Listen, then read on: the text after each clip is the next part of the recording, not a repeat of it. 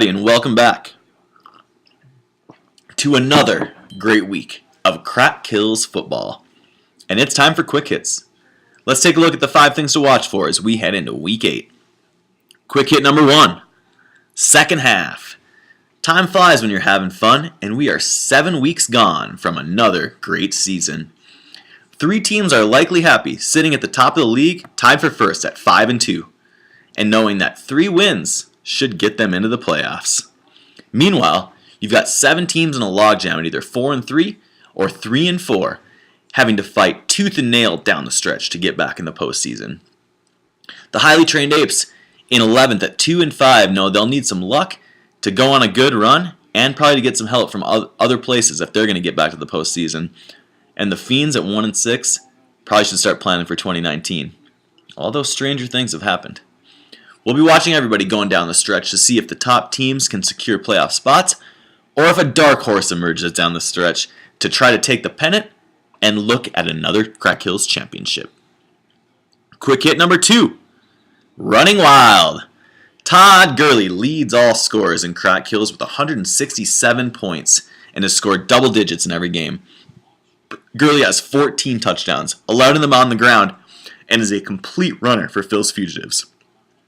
Gurley leads the Fugitives and has multiple touchdowns in 4 of 7 games this year. And with a 3rd-round pick keeper, he has been the best value by far in the league. Gurley's going to need to keep it up, and with the Rams having already a 7-0 record, rest could be the killer for the Fugitives down the stretch. We'll see if Gurley continues his good play, and if he ends up resting at the end of the season, which could be the death knell for a team that has leaned on him heavily so far this year. Quick hit number 3, catching fire. The small-town kid from Detroit Lakes who went to Mankato State. Did anybody ever think that this would be happening for Adam Thielen? Thielen has been nothing short of unstoppable this season and has scored 20 points, at least 20 points in 6 of 7 games. 67 catches, 822 yards, and 5 touchdowns for Thielen thus far. He's quietly made himself into a top 3 wide receiver in the league, and his current form could put him above everyone else. Maybe DeAndre Hopkins is the only guy who could speak to that.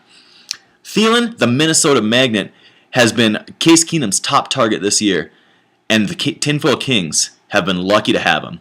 The Kings have lost 3 straight games, though, and they'll need Thielen to keep up his good play and to influence those around them if they look to get a win this week and to get back to the playoffs. Of course, the Kings are one of the best teams in the league with 3 titles and with a repeat just a few years ago.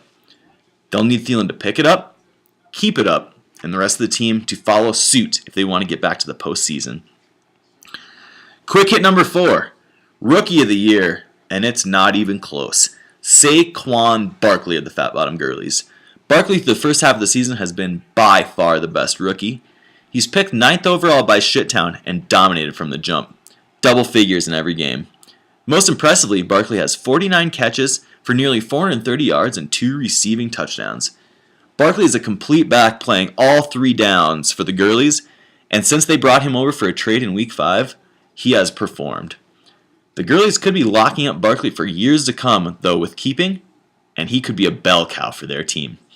We'll see if he continues it down the stretch, or if Barkley falls victim to what many rookies fall victim to: fatigue. Quick hit number 5, Rookie of the Year? Of course, he did get drafted 2 years ago and played in 1 game last year, but Patrick Mahomes has been possibly the most impressive player in the league. Mahomes was picked by the Genes this year because they knew they'd be without Carson Wentz at the start of the season, and he's rewarded them greatly. Mahomes sits at 5th in scoring and leads all quarterbacks and has scored double figures in 6 of 7 games. He has a 22-5 touchdown to interception ratio, and most importantly in the Crack Kills League at least, he has not lost a fumble this year. The Genes targeted Mahomes starting at the end of last season, knowing that they were going to be bringing him in. And while some might not have known about Mahomes at the beginning of the year, the Genes have been watching him for a while. We'll see if the Mean Genes are able to lean on Mahomes, and as Carson Wentz continues to improve down the stretch, they're going to need a break. The Genes have been falling lately.